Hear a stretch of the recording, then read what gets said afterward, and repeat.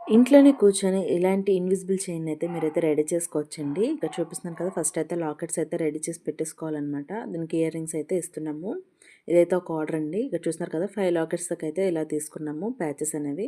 Next అయితే space balls అండి. అలానే జంప్ రింగ్స్ అండి. అలానే దీనికి బ్యాక్ సైడ్ హుక్ అండి. అలానే ఇవి లాక్ బీడ్స్ అనమాట.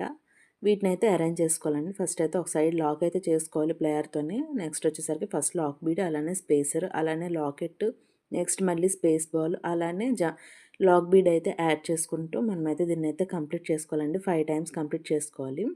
అలా కంప్లీట్ చేసుకున్న తర్వాత ఇలా అయితే లాక్ బీడ్‌ని ఇలా సెట్ చేసుకొని మనమైతే దీన్నైతే లాక్ చేసేసుకోవాలండి. బోత్ సైడ్ ఇలా లాక్ చేసుకొని జంప్ రింగ్స్ అటాచ్ చేసుకోవాలనమాట. చూస్తున్నారు కదా! దీన్నైతే ఇలా లాక్ చేసి పెట్టేసుకోవడమేని. దీనికేమో జంప్ రింగ్‌ని యాడ్ చేసుకొని బ్యాక్ సైడ్ హుక్ అయితే అటాచ్ చేసేయడమే. అటాచ్ చేసుకున్న తర్వాత ఇలా అయితే వస్తుందండి. ఇక్కడ చూపిస్తున్నాను కదా!